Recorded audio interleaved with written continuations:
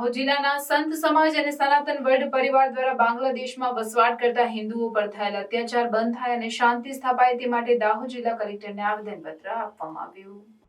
બાંગ્લાદેશમાં હિન્દુઓ અને લઘુમતી જોડે અત્યાચાર થયેલ છે। એમની સુરક્ષા અને વસવાટની વ્યવસ્થા કરવા માટે બાંગ્લાદેશમાં શેખ હસીના તખ્તા પલટ પછી હિન્દુઓ અને લઘુમતી સાથે જે અત્યાચાર થયેલ છે, જેમાં એમની આબરૂ, જમીન, માલ મિલકતને ઘણું નુકસાન થયેલ છે, એમને પરત આપવા માટે દાહોદ કલેક્ટરને આવેદનપત્ર આપવામાં આવ્યું હતું, જેમાં દાહોદ જિલ્લા સંત સમાજ સંત મંડળના અધ્યક્ષ મહામંડલેશ્વર જગદીશદાસજી મહારાજ, બાપુ નરસિંહ સેવાનંદ ધામ કાચલાના અનંત શ્રી વિભૂષિત મહામંડલેશ્વર સ્વામી સેવાનંદ ગિરી મહારાજ, સુરેશદાસજી મહારાજ, પંચમુખી હનુમાનજી મંદિર લીમખેડા, લક્ષ્મીનારાયણ મંદિરના મહારાજ માધવદાસજી, અમિતદાસજી, રામાનંદ પાર્કના પરશુરામદાસજી મહારાજ, હિન્દુ મહાસભા દાહોદના નગર અધ્યક્ષ નરેશ ચાવડા, દાહોદ જિલ્લાના સંતો મહંતો, સનાતન વર્લ્ડ પરિવાર દાહોદના હોદ્દેદારો, રામાનંદ પાર્ક દાહોદના સભ્યો વગેરે ઉપસ્થિત રહ્યા હતા।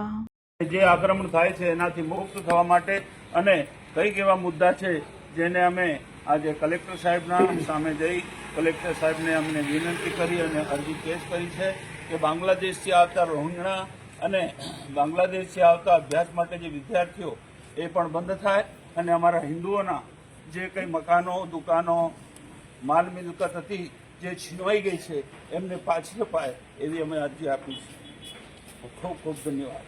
भारत माता की जय। अभी फिलहाल जो बांग्लादेश में लघुमती कौम यानी हिंदुओं भाइयों बहनों पर जो अत्याचार हो रहा है, उस संदर्भ में हमारे दाहोद के विशिष्ट नागरिक संत मंडल समुदाय उसके साथ में हम कलेक्टर श्री को आवेदन देने आए हैं। उस आवेदन का माध्यम ये है कि जो अत्याचार, जालमान का जो नुकसान हो रहा है, जो छोटी छोटी बेटियां उनके ऊपर अत्याचार हो रहा है, वो बांग्लादेश में ना आए और ना होवे पुनः। और केंद्र सरकार से गुजारिश है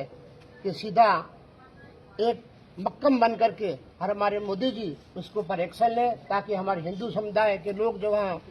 एक तरह का बिल्कुल चिंतित है और इतना अभ्यस्त हो चुके हैं, तो उनको शांति प्रदान पुनः मिले। जय श्री राम।